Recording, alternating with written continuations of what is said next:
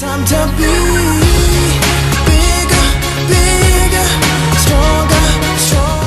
So each one of us have our own struggles and our own failures and our own situations that we have to deal with in life. The thing that differentiates all of us from one another is how well we handle the situations that we find ourselves in. It's the process through which we engage ourselves, we engage our minds, we engage our spirits and our beings when we find ourselves in daunting situations. Hi, my name is Phillippa Prempeh, and I welcome you to AWAKEN, the podcast. I'd like you to subscribe, like, and share this podcast with as many people as you can. And also leave a comment below so that anybody who joins us on this podcast can be encouraged to also walk on this journey with us.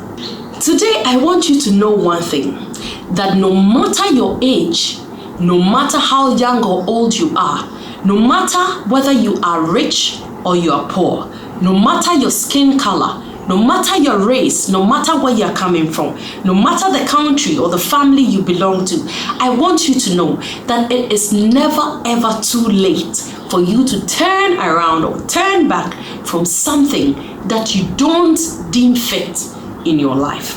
Today, the topic of our podcast is never late to turn around. Never ever too late to turn back or to turn around. I'll share with you a story. So somewhere around 2006, I found myself in a situation that I didn't bargain for. I had lost my mother and I lost my father too. And I was left all alone and by myself because every other thing that my father had also worked for and left for me and my siblings, or my siblings and I, whichever way I'm supposed to put it, had been sold by my stepmother and my father's lawyer. I didn't have a place to lay my head. I didn't have anybody to take care of me. I didn't have anybody to direct me. I didn't have anybody to protect me. So I was left in the hands of friends. We resulted in doing everything that you can ever think of. And guess what? I found myself involved in drugs and on heavy alcohol. I was so involved in drugs, especially on cigarette, nicotine. I was so addicted. Addiction is something that we'll be discussing separately, and I'm hoping that I'll get some people who have really been addicted to certain things to come so that we all discuss, because addiction is one area, one aspect that the youth are really battling with. And as I'm saying, I was addicted to nicotine. My special cigarette was Rothman's King Size, and I could smoke a packet or two of that in a day. And every single moment between 2006 to 2015, I smoked every day and was on alcohol every day. It was so terrible. It was terrible because at that moment, I didn't have a choice. I wanted something to comfort myself. I wanted something that will make me forget about every pain that I was going through. I wanted to always be intoxicated so that I would find some happiness and some joy and some ecstasy within myself. So I was addicted to this thing. Fast forward in 2015, I moved from Dansoman, and then I came to live around an area on the Kaswa Road in Accra, Ghana, in 2014, getting to 2015. So one day, and one thing about me is that I am so hooked. No matter the situation, I have this thing that is so hooked to my spirituality. I am so hooked to my spiritual self because I believe that it is the only reason why I am existing. So whatever or whoever created me, and as a Christian, I believe in God, that He is my other self. He is my spiritual self.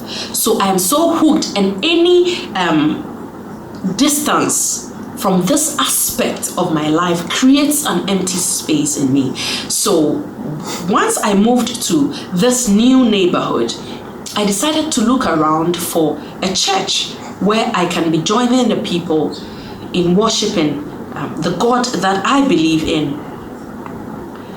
Even though I was still addicted to my marijuana and my cigarettes and heavy on alcohol, I still loved to be in that spiritual moment. So one day I just decided to visit the church. I went to the church and the sermons went on, the worship went on, the praises went on, everything that has to do with the church service went on. So after, the pastor made an altar call and something inside me began to speak and to tell me to rise and go for this altar call. I was shy. I didn't want to go. I just wanted to sit there. But I really wanted to give up on alcohol and on cigarettes and on marijuana. I really, really wanted to give up. But the addiction was too much, too hooked. I was so hooked to it and I was so addicted that I couldn't do without it. But there was a decision. I had made a decision that if I have any little opportunity, I would just let it go. Because I knew it was going to destroy me. It was actually destroying me.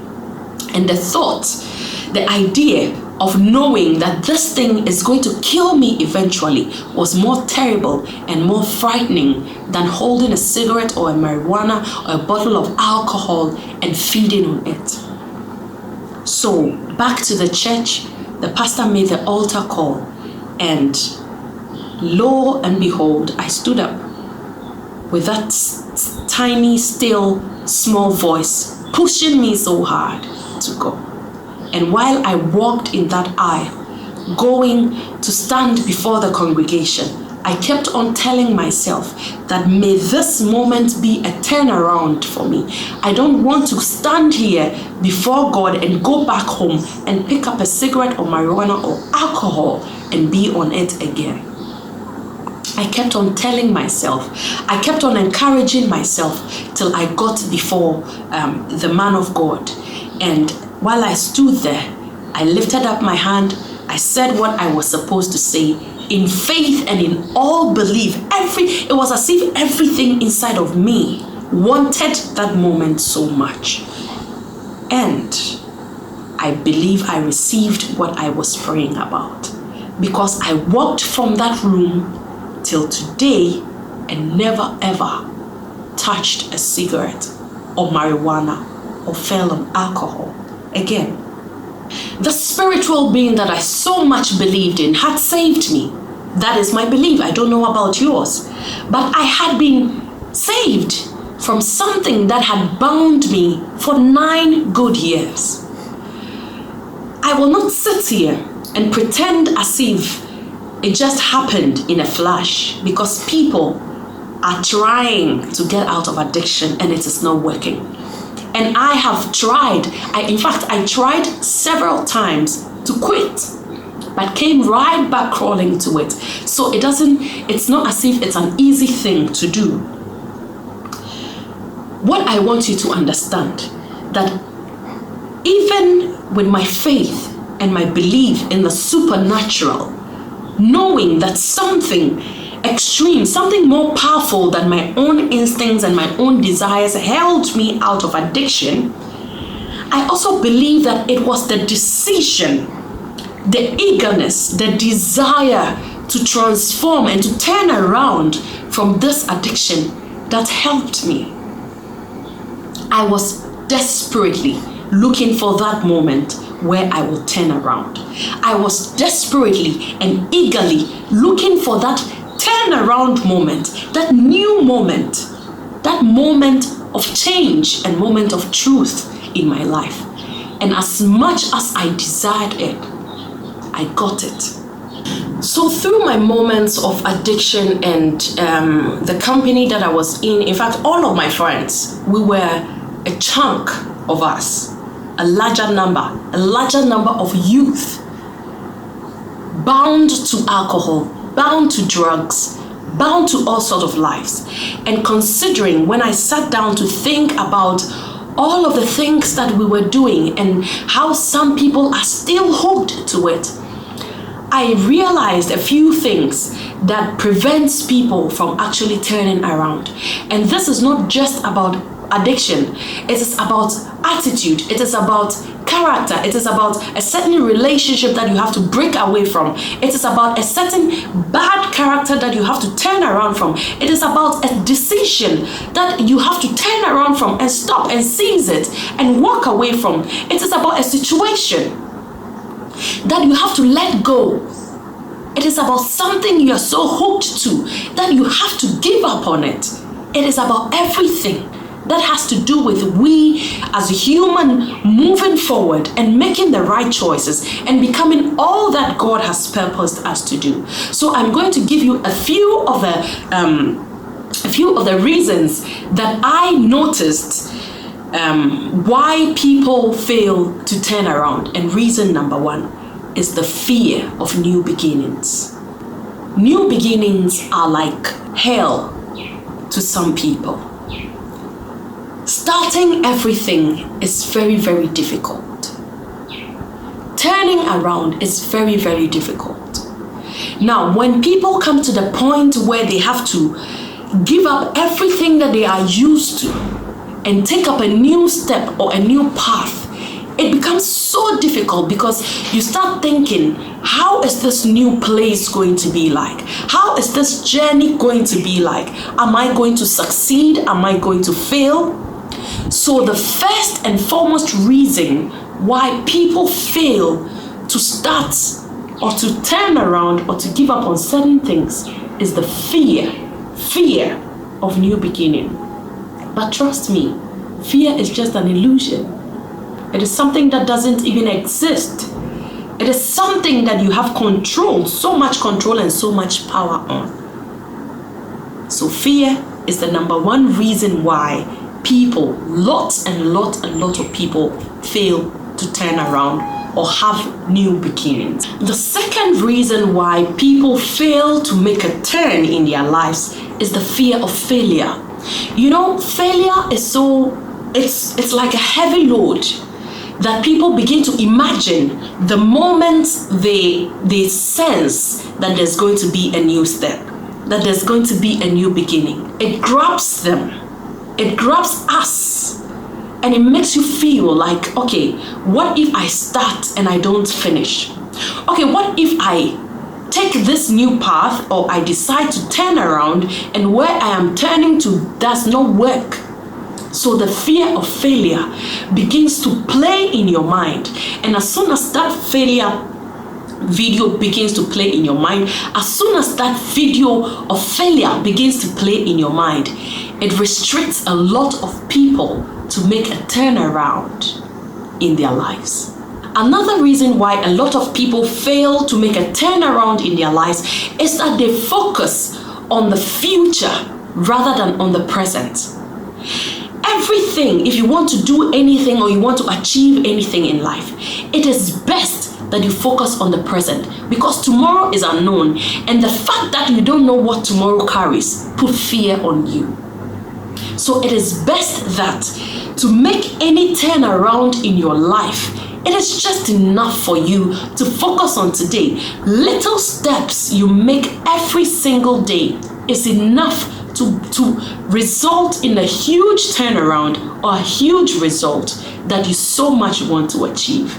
And the last reason that I noticed with regards to turning around in our lives is that a lot of us underestimate the power that we have as humans, the power we have over our own selves, the power that the universe has invested so much in us that once we command anything, once we put our mind to anything and decide on anything and believe so much in what we have decided, there is a 99% possibility that we will achieve it.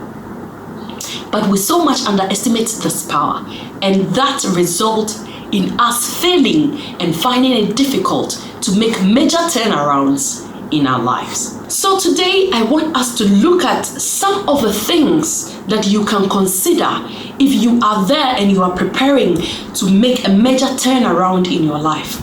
I want you to focus on these things that I am going to share with you because they have worked for me, and I believe that they will work for you as well if you focus on it and you practicalize it and you use them. Nobody is perfect. Nobody has a perfect life. This path that we are going, we do not know. Nobody has been here before. So we are learning from each other. It is not enough for us to keep experimenting. So if I have been there, I am sure that the little that I have learned from that path, you can as well manage it in your own way and in your own situation. And it will go a long way to help you solve some of the things that you might have to struggle so much with and cut some of the wrong paths that you'll be taking. Number one, accept that the present is much more important than the future. Accept that today is much more important than tomorrow. Because guess what? I do not know what tomorrow carries. Neither do you know what tomorrow carries. You might lose your life today or lose what you are so hooked to tomorrow. You don't know. So every single energy that is in you, every single faith, every single belief, anything that you have that you can use in your favor, use it today, and today. And forget about what tomorrow carries. Tomorrow will take care of its own self. Number two, accept your failures. We all do fail. The pastor fails, the doctor fails, the engineer fails, the nurse fails, the teacher fails, everybody fails. The farmer fails, everybody fails. The child fails, the adult fails, the old man fails, the young man fails, the little girl fails, the older woman fails. So everybody, as long as you're human, there is a tendency of failure in our lives. It is all right to accept your failures, but do not be hooked to your failures. Do not lie in your failures. That because you have failed over and over again, you have relaxed and accepted your situation the way it is. You don't even want to try anymore. That could be the biggest mistake you are doing in your life, because the next opportunity and the next chance you might take could be your greatest turnaround. So yes, accept your failures, but do not stay hooked to your failures. At every point that you fail, know that failure is just a growth process. Failure is just a steady point. Failure is just another opportunity for you to adjust your situation or adjust your path, make some corrections, and move to a higher step. So accept them, embrace them, be confident about the chances you take, and do not stay hooked to your failures. Number three, desire change. Change is inevitable. Desire change. To make a turnaround, desire for the turnaround. Keep telling yourself and keep convincing yourself that this is what I really want. I want to walk out of this relationship that is killing me. I want to walk out of this business that is not working and start all over again. I want to walk out from this attitude, change this attitude of mine that is really destroying my life and my relationships. Decide, make that desire burn inside of you, and you will surely succeed at whatever you are looking for. Number four, take baby steps in every process. Now, sometimes we desire for change, we want to turn around, but we want to see everything done in a flash. Life doesn't work that way. It takes time. It takes a slower pace. It takes a process that you have to go through. Baby steps are okay. The only bad thing is that you stay stuck and you stay hooked and you are not making any movement. That is as bad enough as death, yes. But it is better if you take baby steps towards a turnaround. Something that a lifestyle or a situation that you have had to endure for a long time will not take a minute or a day or a second or a few days or a week to change. It will take some time. So you agree and accept those baby steps, because every single step that you take, you are taking it towards a turnaround. I guarantee you that. And my last thing that I would like to share with you today is that you understand that making a turnaround in your life also means leaving everything behind you. Everything of your past that prevents you from moving forward, or that prevents you from making that turnaround, you have to leave behind. And it includes your company, sometimes your friends. It includes that business that you're still holding on. It includes sometimes your family. It includes some major things that you have so much for a long time developed love and passion for. Turning around means you will have to give up so much on some of the most important and most meaningful things in your life. It doesn't matter your age, your race, your color, your family, whether you're rich or you're poor, whether you are young or you are old. It doesn't matter what your desire is. It doesn't matter what you want to turn around from or what you want to achieve. It doesn't matter the path that you want to take, whether it's a small path or it's a huge path. You can take this path. You can make this major turnaround if you believe that you can. Thank you so much. My name is Phillippa Prempeh, and I am going to see you in the next episode. Take care. Thank you for joining us on today's episode of Awaken. Subscribe, like, and share this podcast to receive our latest episodes. Spread the word, and don't forget to click on that little bell to receive notifications for new episodes of Awaken. Remember, all things are possible when we believe. Awaken to your best life.